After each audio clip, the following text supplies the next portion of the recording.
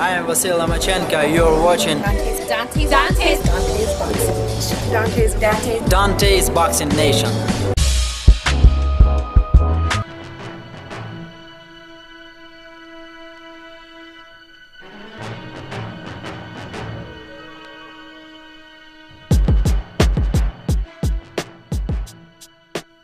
Dante's Boxing Nation, what's going on, guys?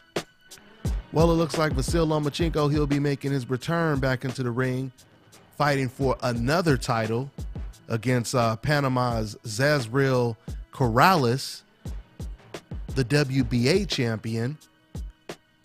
He's 21-1 with 8 knockouts.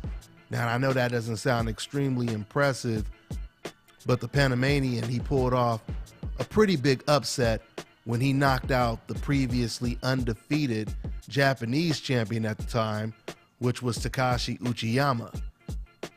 So he came in as an underdog, a heavy underdog, and won the title against Uchiyama, and then gave Uchiyama a rematch and beat him a second time.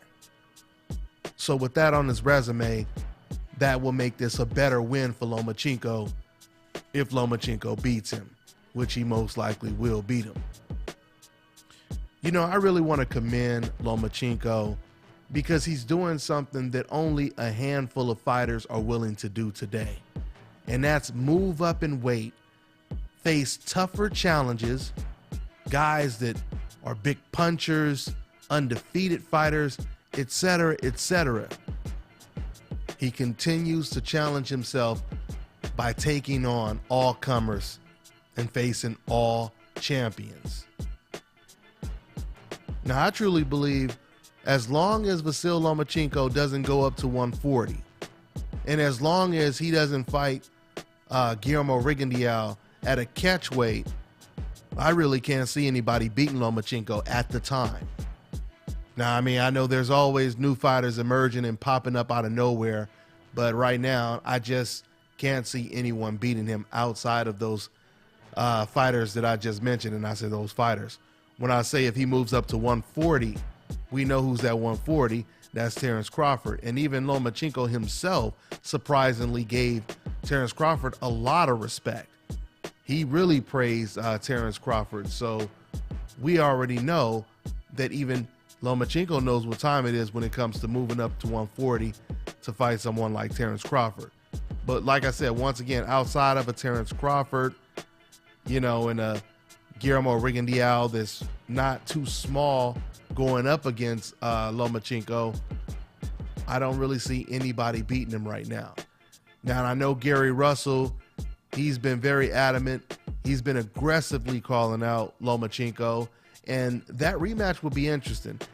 You know, because once again, when you have a fighter like Gary Russell and Lomachenko, but when it comes to a fighter like Gary Russell, someone who has such a deep, extensive amateur pedigree, similar to Lomachenko's, you can expect a fighter like that to make the right adjustments in a rematch.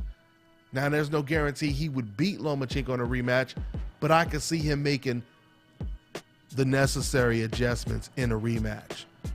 So it'll be interesting, man. It'll be interesting to see who challenges Lomachenko. But yeah, right now, I expect to see another very impressive performance by Lomachenko in April. Who knows? Maybe it turns out to be a competitive fight. We'll just have to see.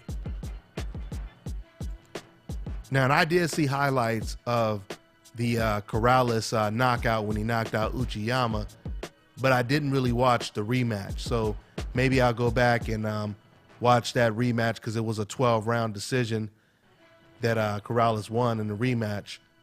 So maybe I'll watch that fight and some other fights. But that's pretty much all I got for now, guys. I'm on to the next one.